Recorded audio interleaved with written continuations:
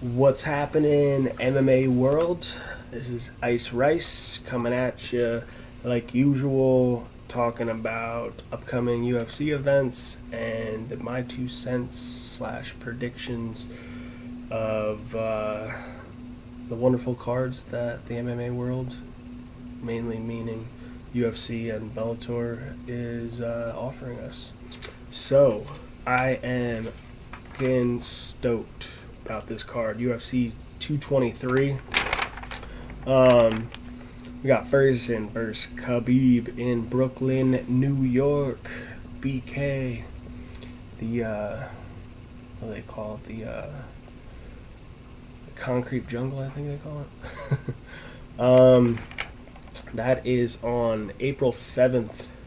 So we got just under a month. I'm pretty excited about it. I've been waiting for this fight for how long now? This is the fourth time, I think, that Tony Ferguson and Khabib have been slated to fight. Hopefully it goes down. If not, I think someone needs to get punched in the face and not get paid for it. So yeah, Tony Ferguson versus Khabib Nurmagomedov. There we go. Khabib Tony Ferguson versus Khabib Nurmagomedov.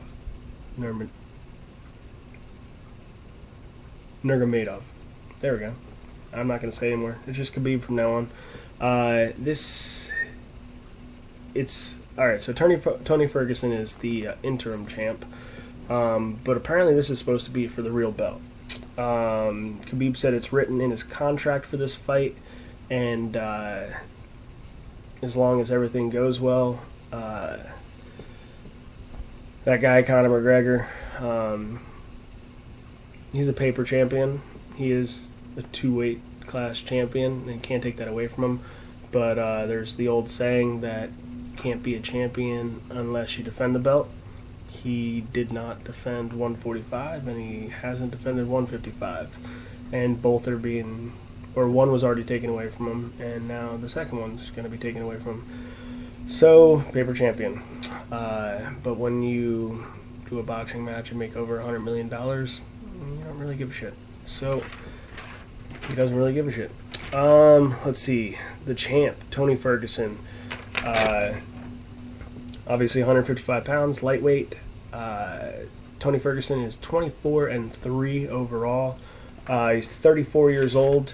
He's 5'11". Can't read my handwriting. He's 5'11". He's 13-1 in the UFC. He's on a 10-fight win streak, which is the longest active win streak in the lightweight division. He's pretty much beat the who's who in the weight class. He's pretty much cleared everybody out. His only loss came to Michael Johnson, and that was when he first came in the UFC. And it's actually kind of sad to say, because I think at this point in his career and how he's vastly become better and the well-rounded, amazing fighter that he is now, I think he would destroy Michael Johnson pretty easily. Let's see. His accuracy, 66% in striking, 71% in submission, 35% in his takedowns. Doesn't rely heavily on takedowns or submissions, even though he's very good at it. He's a 10th planet guy. Just received his black belt from Eddie Bravo. I'm pretty sure Eddie Bravo, if I remember correctly, took his black belt off of him, like literally off of his waist, and gave it to Tony Ferguson when he was given his black belt. So that's kind of a cool little tidbit of information. And it's props to Tony, man. I put in the time, and he's a beast. Great wrestling, has a good chin. I've actually only seen him rocked once, and that was against what is it? I forget his name. Len Blon or something like that. But great boxing. His ground and pound is sick. His cardio for days, and very accurate in his strikes. high-level Brazilian Jiu-Jitsu under Eddie Bravo, like I said, and he's got wheels. The dude can fight 15 rounds if he really had to, it seems like. But he's fighting a mauler, a bear, literally in Khabib. Khabib has actually wrestled a bear. so you know he's a beast when it comes to wrestling. I believe he's a Sambo national champion in wrestling, which is just another form of wrestling, I believe. Well, I don't believe it is. What is it? Russian wrestling, they call it. Khabib, 25-0. The guy's never tasted defeat ever. 29 years old, so he's 5 years younger than Tony. 5'10", and let's see, he's 9-0 in the UFC, which is actually the second longest win streak in lightweight, just behind the champ, Tony Ferguson. So that's pretty crazy. You got number 1 and number 2 going head to head. Doesn't happen very often. I feel like the UFC's been kind of jumping around, and people just, I don't know, fight out of their ranks. I feel like if you're ranked number 1, then you should be fighting for the belt, even if you lost. I mean, you don't want to become a gatekeeper, you know? Kind of like where Wonder Boy's at right now in 170. He's number 1 contender, but he's already lost, or he lost one to Tyrone and then was a draw in the other one. So it sucks being a gatekeeper, man, but he's a good guy. He'll bounce back. Can't wait to see him back in there.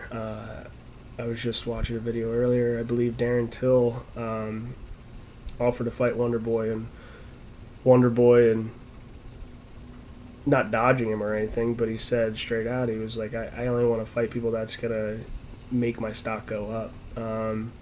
Darren Till, I think, is like, he's in the top 10, but I think he's like maybe 7 in the division, I believe.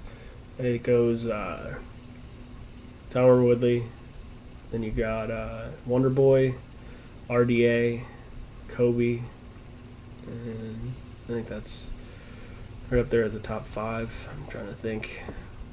But, yeah, so anyway, Khabib, 25-0, 29 years old, 5'10", 9-0 in the UFC, like I said, second longest win streak in the division, right behind Tony Ferguson. 45% striking accuracy, 23% submission, and a whopping 82% takedown accuracy. He's one of the best wrestlers in the UFC. I'd say he's up there with like a Ben Askren. He's just an animal.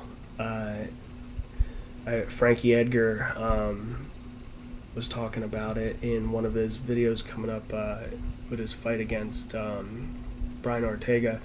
Khabib had just fought his good buddy and training partner Edson Barbosa, and Edson Barbosa said him in top control is like glue. Like, he's literally stuck to you, and he wants to be champion so bad that he talks to people while he's fighting and breaks them down. He did it to Edson, and he did it to Michael Johnson.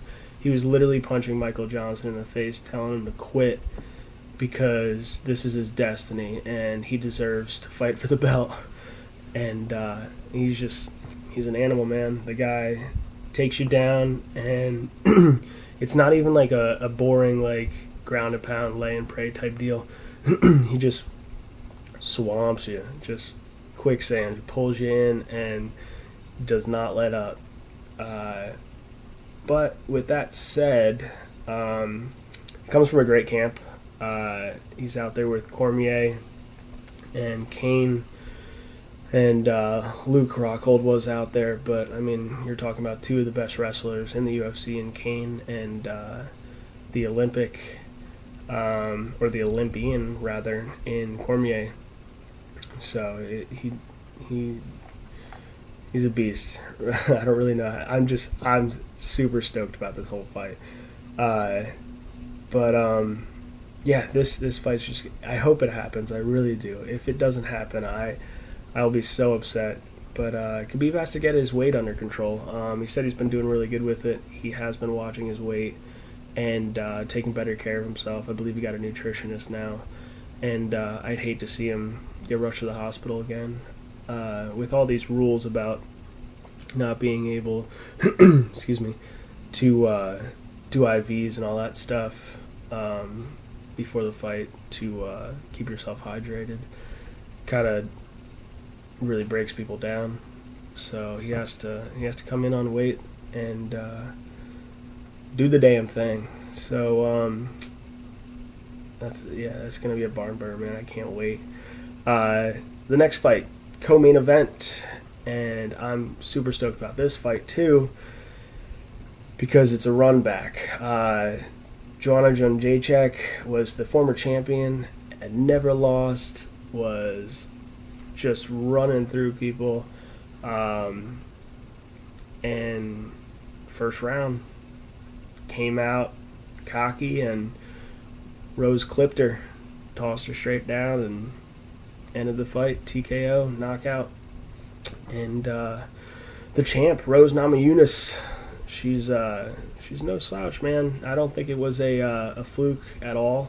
I don't think she's better than Joanna. I think Joanna just needs to get back to what made her a great champion and get out of her head doing this boogie woman thing, and just needs to train hard and put that chin down and do what she usually does and outclass people on the feet.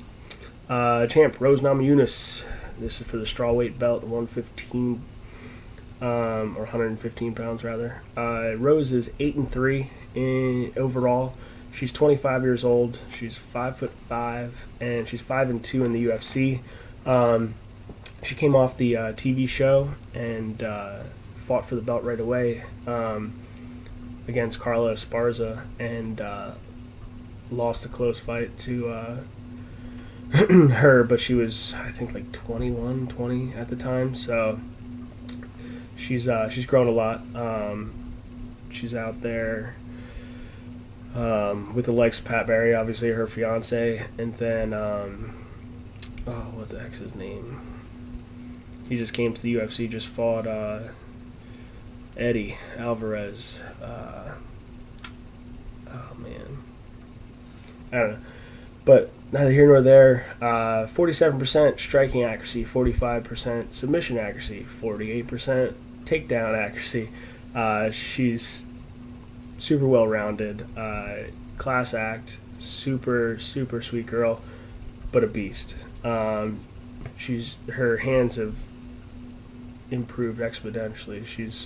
Her striking is just on point. She's always been really high level Brazilian Jiu-Jitsu, and her heart is huge. There's no quitting that girl. But she's fighting Joanna Jędrzejczyk again. They ran it back right away, which I think was the right move because Joanna was literally mulling through everybody.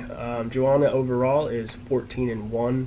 She's 30 years old, so she's 5 years older, and she's an inch taller at 5'6". She's 8-1 in the UFC, and obviously her last fight was the loss to Rose, but that's her only loss ever. Let's just hope that she doesn't become a Ronda Rousey, and I hate saying that because Ronda was such an amazing champion, but I hope she bounces back and is better than ever.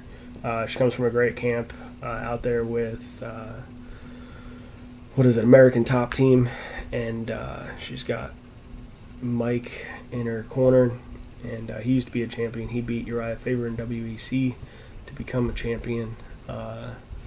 What was that, man? That was back in the day. But let's see. Striking accuracy, 95%, and 55% takedown accuracy. She's a Muay Thai champion. She's an amazing boxer, and she's super well rounded. She can go to the ground, but at the same time, she prefers to stand. And she was a great champion. I think she just let all the hype get to her head, and came in a little distracted, let her guard down for a second, and got clipped. It happens to the best of them, and like I said, I hope she comes back better than ever. It'll be good to see a barn burner between these two because they both can stand and bang. Let's see, the next fight we got Michael Chiesa versus Anthony Pettis. This is going to be a fun fight to watch because Michael Chiesa will stand and bang, but at the same time he's also got wrestling and submissions in his back pocket if needed. He's fighting Anthony Pettis though. Anthony Pettis is one of the elite strikers in the UFC, super flashy, but at the same time very accurate. Michael Chiesa, this is in the lightweight division, is 14-3 overall. He's 30 years old. He's 6'1", and he's 7-3 in the UFC. He's 3-2 in his last 5 fights. In his last fight, he lost via controversial submission against Kevin Lee. It was a rear naked choke. The ref stopped it, thinking that he was going out. But he's a great scrambler. Like I said, he's well rounded on the ground. He's unorthodox. He's kind of like gangly, and he does it well. He's a good fighter. He's got great stand up, and he's got cardio for days. 37% striking accuracy, 55% submission accuracy, and 48% takedown accuracy. So, like I said, super well rounded, and always willing to stand and bang or bring it to the mat and try to rip off a limb or choke you out. But he's fighting Anthony Pettis. Anthony Pettis hasn't looked the same since he lost his belt, but still a fun, exciting fighter to watch. He's 20-7 overall. He's 31 years old. He's 5'10", and he's 7-6 in the UFC. Like I said, man, it's been an up and down roller coaster with this guy. You think he's coming back and he's at his peak where he used to be again, and then he falls, and he went down to 145 for a little while. Didn't have much success down there. He actually fought Max Holloway. Max Holloway put him away, and then just fought Dustin Poirier, and Dustin Poirier put him away, broke him. It looked like he's 2-3 in his last 5 fights, and obviously he lost his last one. I believe that was against Dustin Poirier. 45% striking accuracy, 60% submissions, and 46% takedown accuracy. Excellent stand-up, very creative, strong game plans. He always comes in. He comes out of Duke Rufus's camp, so he's no slouch when it comes to game plans and hands. He's an ex-champ, and I'd like to see him get back to his winning ways. Not necessarily against Michael Chiesa, but I hope he comes out and it's as good as a fight as it looks on paper. That's going to be a fun fight to watch. Actually, this whole card is just stacked. It's absolutely crazy. As I sit here and read my notes, it's insane. The next fight, Al Alaquinta fighting Paul Felder, two amazing stand-up fighters who love to stand and bang,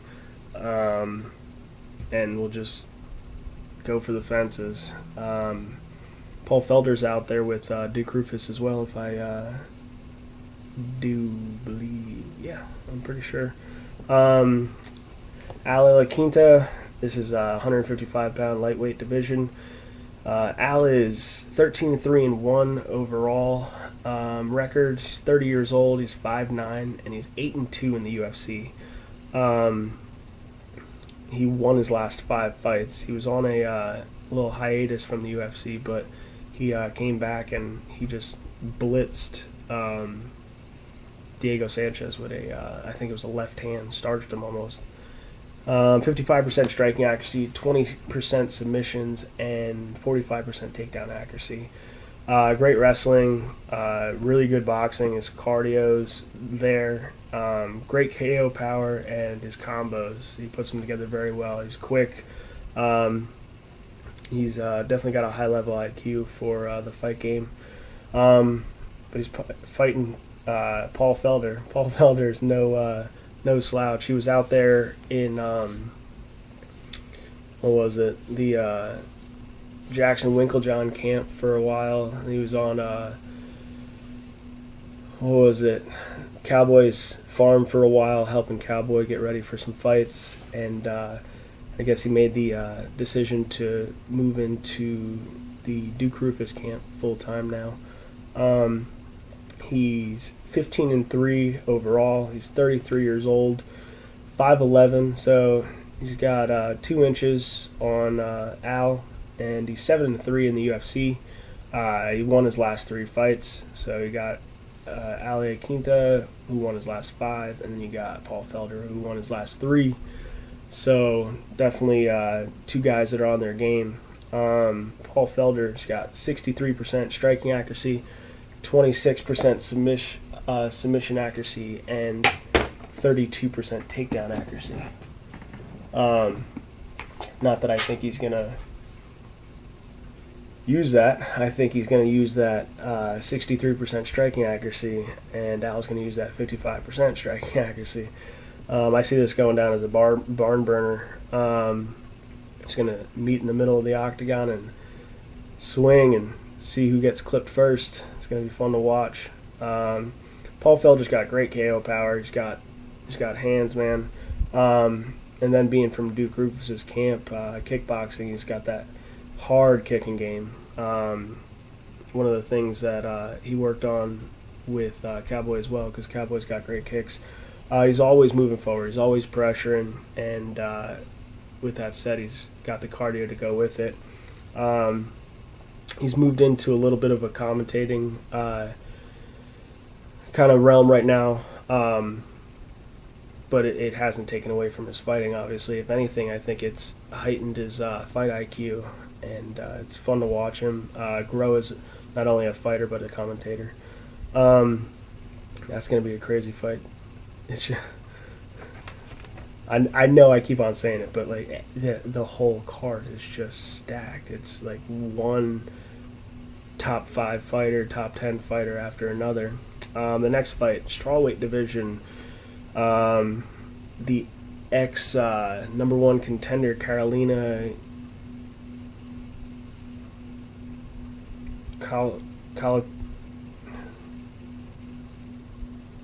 Kalowicz.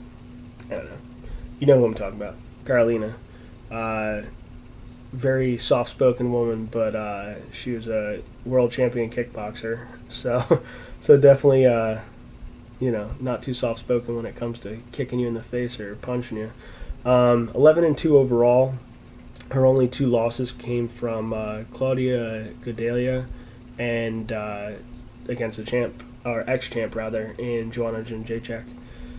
She's 32 years old. She's 5'3", and she's 4-2 in the UFC. I just went over the last 2 losses of her, or the only 2 losses. She won her last fight.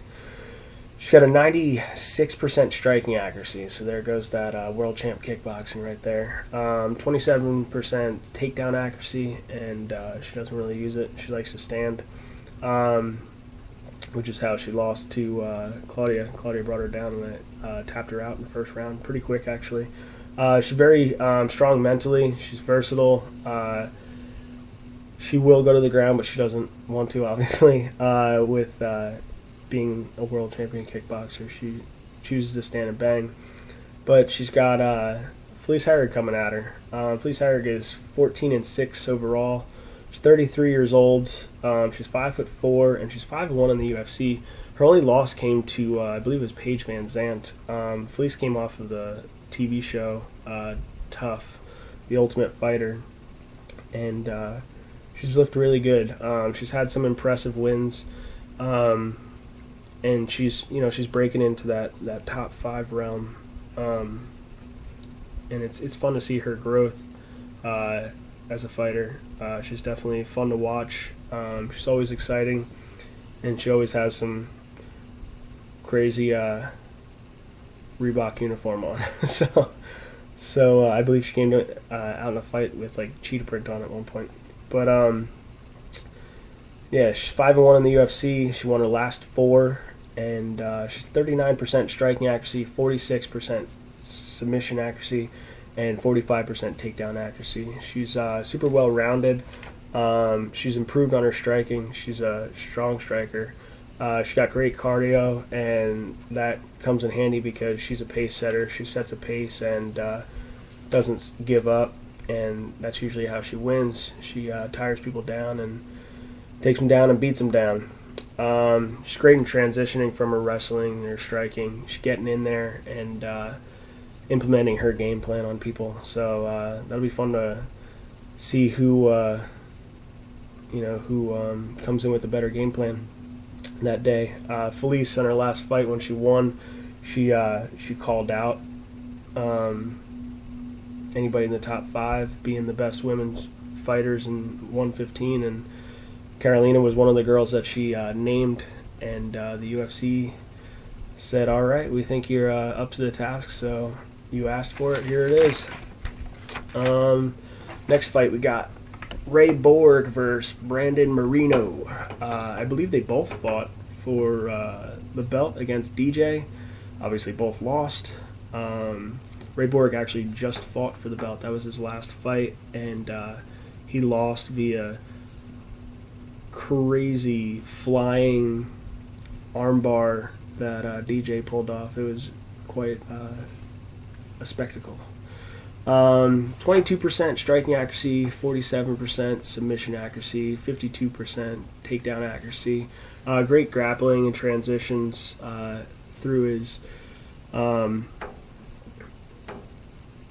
wrestling into his jiu-jitsu. He has no quit in him. He didn't want to tap when he was fighting DJ, and he's got a big heart, man. He's 5-3 in the UFC, and he's 11-3 overall. So his 3 losses come in the UFC, which, that's pretty good. 24 years old. He's 5'4", fighting another young up-and-comer in Brandon Moreno. Brandon Moreno's 14-4. He's 24 years old as well. He's 5'7", so he's coming in 3 inches taller. And he's 3-1 in the UFC. He lost his last fight. I forget who it was to, but he's 21% striking accuracy, 38% submission accuracy, and 42% takedown accuracy. So he's a well-rounded fighter. He's a high-level Brazilian Jiu-Jitsu practitioner, and he mixes his strikes and takedowns very well. Kind of hard to nail him down, He's always coming at you with something, so that's going to be a fun little fight with those guys at 125 pounds. DJ's kind of wiped out the whole division, so pretty much anybody that fights in the top 5 now, has the chance to go for the belt again. So hopefully they come out and fight like they, there's a chance that they can get that belt. So on to the next 145 pounds, Renato Moicano versus Calvin Kattar. Renato is 11-1-1 overall. He's 28 years old, 5'11", which is pretty tall for a 145 pounder. 3-1 in the UFC, and he lost his last fight to the number 1 contender Brian Ortega, so can't really be hurt over that. 60% striking, 22% submission, and 30% takedown accuracy. He's got great hands and slick jiu-jitsu. His transitioning through his wrestling into his submissions is pretty good, and to back it up, he's got good hands. But he's fighting Calvin Kattar. Calvin Kattar's he's pretty impressive. In his last fight, when I watched him fight, Shane Burgos, he took his O away from Shane. Was undefeated, and I believe he KO'd him in the 3rd round. Yeah.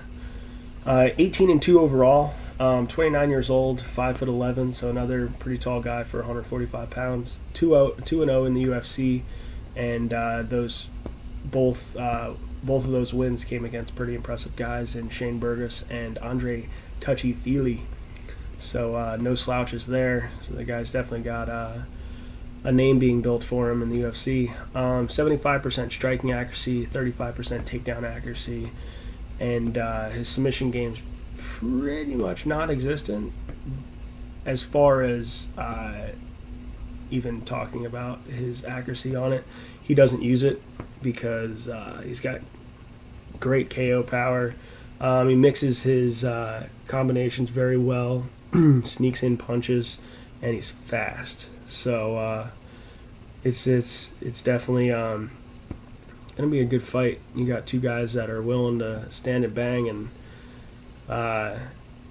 just kind of leave everything out there. And if Calvin Kattar comes out like he did against Shane, that's going to be a fun fight to watch. The next fight, we got the company man, Joe Lauzon. This is at lightweight, 155 pounds.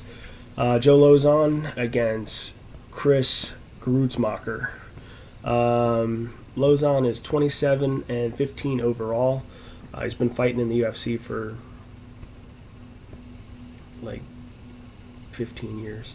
He originally fought in the UFC a while ago. He beat Jens Pulver, knocked him out actually, and shocked the world.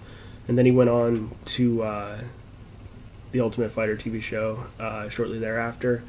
And yeah, I think it was the year that Nate Diaz won, if I remember correctly. But Lauzon's 33 years old, 5'10", 14-11 in the UFC. He lost his last two. He's kind of on a little bit of a slump, but he's 3-2 in his last five. He's fought the who's who of the 155-pound division, and you know what you're going to get from him. He always shows up to fight, and there's no quitting the guy. 27% striking accuracy, which I'm not sure if that's true or not. I feel like it should be a little bit higher, closer to the high 30s, maybe low 40s, just because he mixes them up very well.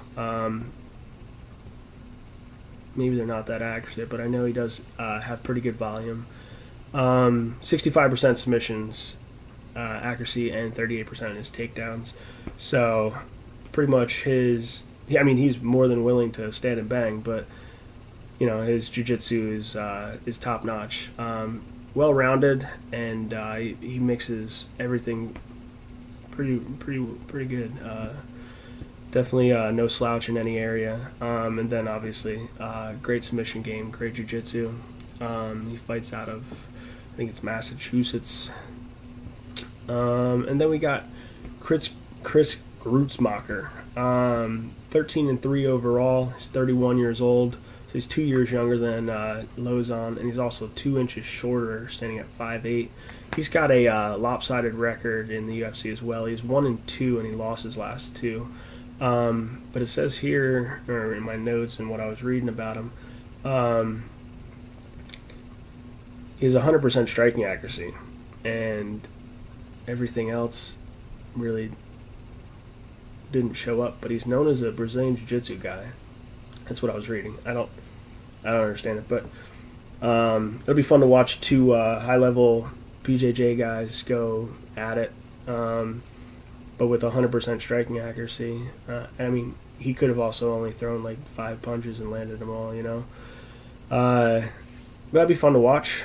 The company man, the guy that's been around forever, and Joe Lauzon, fighting an up-and-comer in the UFC, with a bad record right now, but overall, I mean, 13 wins and 3 losses.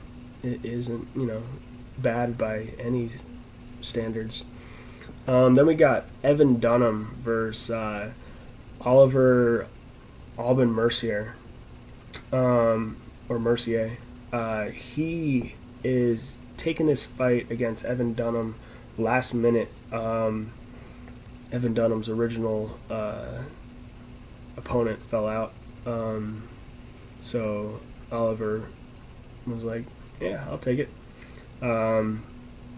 Let's see, Evan Dunham, at one time he was one of the hottest prospects coming up in the UFC. He was looking to be possibly a champ, and then I believe he got injured, and then some other things happened where he kind of had a little bit of a slump. But he's 18-6-1 overall. He's 36 years old, so he's a little bit older now.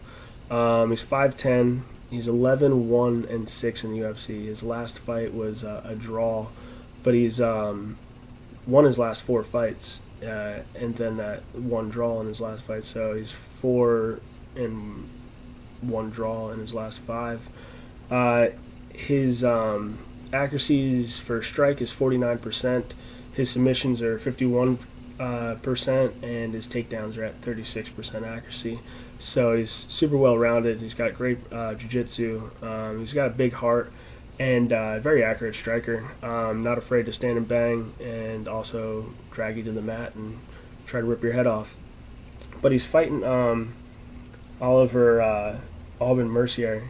He's called the Quebec Kid. He's coming out of Montreal. So I'm not sure if he fights out of TriStar or not. I'm trying to read and see if it says anything. No, I'm not seeing anything. Oliver's 29 years old. He's 5'9", and he's got 11-2 record overall, and he's 6-2 in the UFC. Let's see who he lost to: Chad Laprisi and Diego Fiera.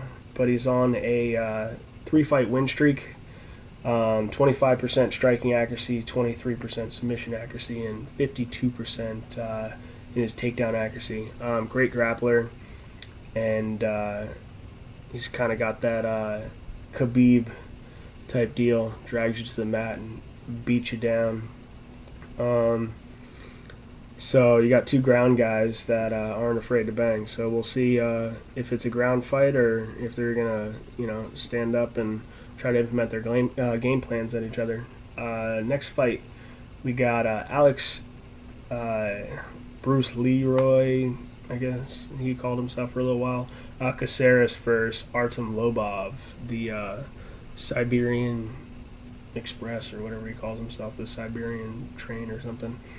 But Alex Caceres is 13-11 overall.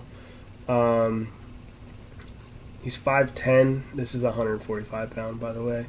His striking accuracy is at 44%. Submissions at 43%. And his takedown accuracy is at 13%. So his takedown's not all that great, but once he gets to the ground, his submission's a high level. He's unorthodox. He's got a big heart. He's super resilient, and he's unpredictable. He tries to get flashy every once in a while. He's got that whole Bruce Lee thing going in his nickname.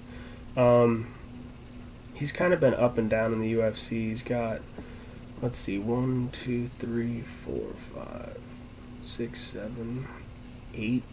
8 wins and 1, 2, 3, 4, 5, 6, 7, 8, 9 losses. He's 8-1-9. He's got a no contest in there as well in the UFC. So he's been fighting in the UFC since 2011. So he's been around for 7 years. He came off the Ultimate Fighter as well. He's kind of been around for a while, and he's pretty much fought the who's who of the division as well. Let's see, he's fought Damasio Page, Jimmy Hedis, Dong Hyun Kang, Sergio Pettis, Uriah Faber, Francisco Rivera, Cole Miller, Yair Rodriguez, Jason Knight. He's fought pretty much the middle of the pack the whole way through. It's a fun fighter to watch. He's he's a younger guy. He's not too young, but he's 29. So he's right there and is hitting his prime now. And then you got what's his name? Conor McGregor's boy, Artem Lobov. He's got a record of 14-14, so he's got a 50% record. He's 31 years old. He's 5'9". He's a striker. 81% striking accuracy, 19% takedown accuracy. So Striking's his game, so I think that's going to be rough for him. And I know he's on a couple losing streaks here. He's 2-4 in the UFC, so I'm pretty sure this is his last fight. And I think he was actually saying that he wanted to get released by the UFC anyway, so he can make more money or some crap. I think he's been listening to McGregor a little too much. He lost his last two against Cub Swanson and Andre Touchy-Feely. So I don't know. He's kind of in the middle of the road. It's either he's going to do really well, or he's going to get the crap kicked out of him. There's no ifs, ands, or buts about it. He's got it. It's a do or die situation. So I don't understand. I get the money situation, but if you have the chance to fight for the UFC, that's the NFL instead of going to Bellator, which is like the CFL in my mind at least. So I don't understand why anybody would want to be released. I understand that money's an issue and things like that. But I don't know, if I had the option and the UFC was willing to keep me on aboard, I'd stick it out with the UFC. In the end, I can turn to my kids and say, yeah, I was a UFC fighter. Not, I was a UFC fighter and then I went to Bellator and did the Legends League, fighting in my 40s against a bunch of washed up people. Not to say that everybody in the Bellator company is not good fighters, because they have a lot of really good fighters. It's just different levels. I think if they came to the UFC, the level of champions there are a lot different. You saw that in the who was it? Rory McDonald versus Diego Lima fight. McDonald couldn't become a UFC champion, so he went to Bellator and became a champion. Benson Henderson went through a rough patch in the UFC. They released him. He went over to Bellator, and I think he's lost all his last 3 fights. The last one was a split decision against, the brother, Patrici Pitbull.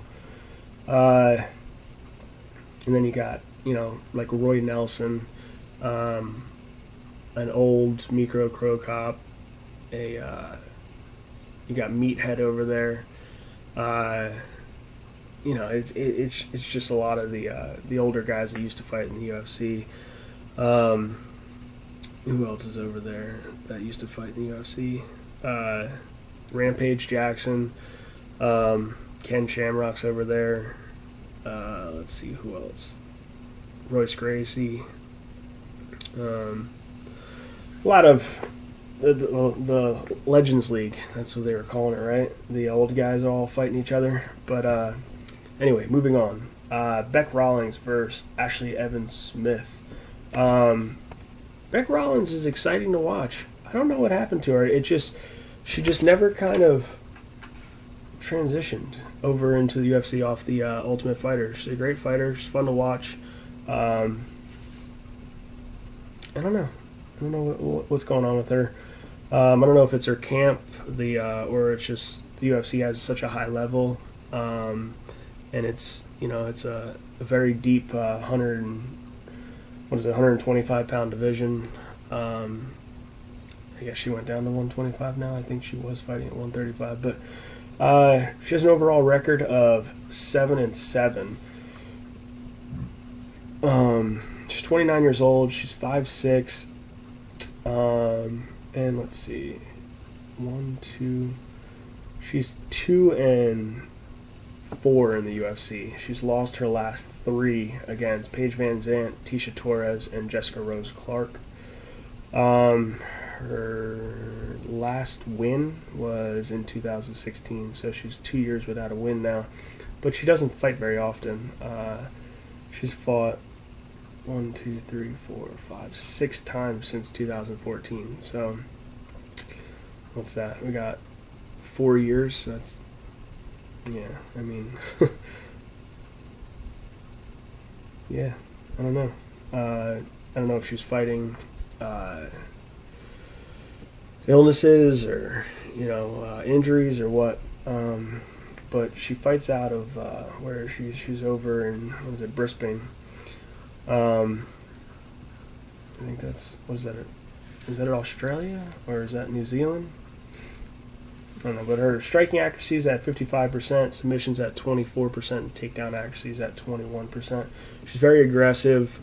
She's got a big heart. She never gives up, and she always goes for the kill. She's always trying to get the W. Unfortunately, it just hasn't been coming her way. She's fighting Ashley Evans Smith. Ashley Evans Smith fights out of, what is it, Santa Ana, California. She's 30 years old. She's 5'8". Let's see. She's overall record of 5-3, and she's on a 2-fight losing streak as well.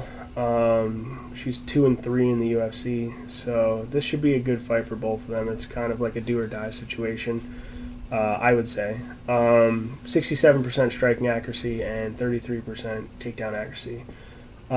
She's got great grappling. Her ground and pound is pretty top notch. She's got great cardio, endurance, and she's strong. So that'd be a fun little fight to watch for the. I don't know if it's a 135 pound or 125 pound fight, but that'd be a fun fight to watch. See who wants it more. Who's willing to put in the work and try to hurt each other. Next fight, we got Devin Clark versus Michael Rodriguez, and let's see, Devin's 8-2 overall, and Michael Rodriguez is 9-2 overall. Let's see. Devin Clark has 53% accuracy and strikes to Michael Rodriguez 35%. He's got great defense though, and he's got an 80% takedown accuracy and 37% takedown accuracy, 80% takedowns defended, and that'll be a fun little fight as well. Both got good hands, both got good takedown accuracy, so yeah, that'd be pretty cool. Let's see, Zabit Magomedov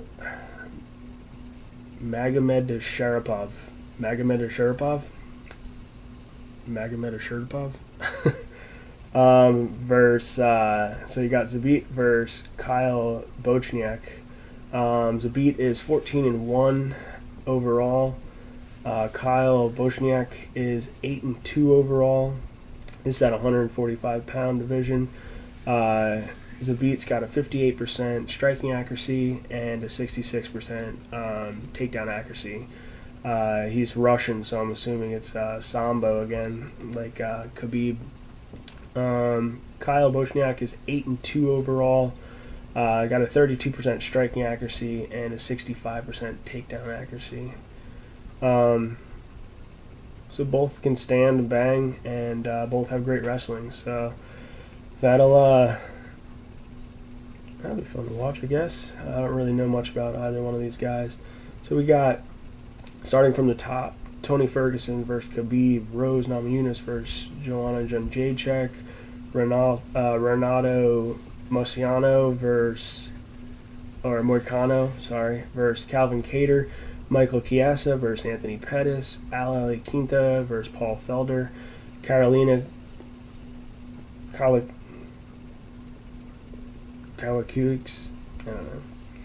Carolina, world champion kickboxer, versus Felice Herrig, Ray Borg versus Brandon Moreno, Joe Lozon versus Chris Rutzmacher, Evan Dunham versus Olivier Aubin Mercier, Alex Caceres versus Artem Lobov, Beck Rawlings versus Ashley Evans Smith, Devin Clark versus Michael Rodriguez, and Zabit Magomedov versus Kyle Bochniak. Let's see.